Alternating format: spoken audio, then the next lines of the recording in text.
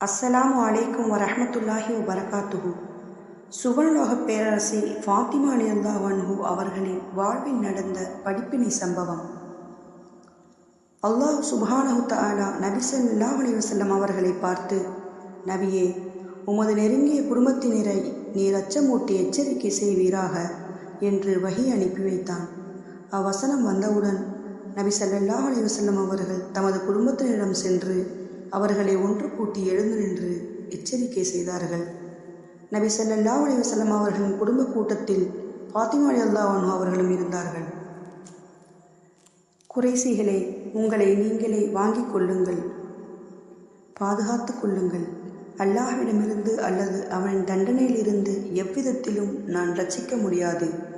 அப்துல் மனாப் சந்ததிகளே, அல்லாஹ்விடமிருந்து உங்களை நான் எவ்விதத்திலும் ரட்சிக்க முடியாது.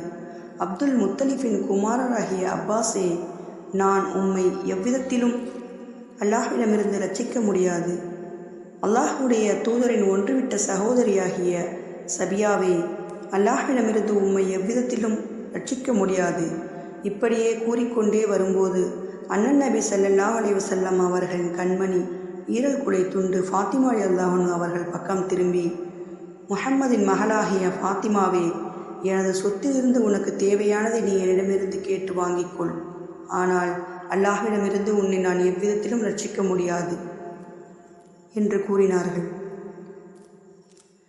இதன் மூலம் நாம் அறிந்து கொள்ள வேண்டிய படிப்பினை என்னவென்றால், அல்லாஹ்வின் விஷயத்தில் யாரையும் ரட்சிக்க முடியாது என்று அண்ணன் நபி ஸல்லல்லாஹு அலைஹி வஸல்லம் அவர்கள் கூறியது நமக்கும் பெரிய எச்சரிக்கையாகும். அல்லாஹ்வின் விஷயத்தில் தனது ஈரல் குலை துண்டான ஃபாத்திமா ரலியல்லாஹு அவர்களை கூட நபி ஸல்லல்லாஹு அலைஹி வஸல்லம் அவர்கள் மறுமையில் காப்பாற்ற முடியாது. பாசம் என்பது உலக வாழ்வோடு முடிந்துவிடும். எனவே நாம் நமது தொடர்புகளை உயிரோடு வாழும் இவ்வுலக வாழ்க்கையிலே அல்லாஹ்விடம் சரி செய்து கொள்ள வேண்டும். உலக வாழ்க்கையில் ஏமாந்து விடக்கூடாது. ஃபாத்திமா ரலியல்லாஹு அன்ஹா அவர்களை எனது ஈரல் குலை துண்டு என்று நபி ஸல்லல்லாஹு அலைஹி வஸல்லம் அவர்கள் சொன்னதால் அவர்களுக்கு பெருமை வந்துவிடக்கூடாது என்பதற்கு தான் எச்சரிக்கை செய்தார்கள்.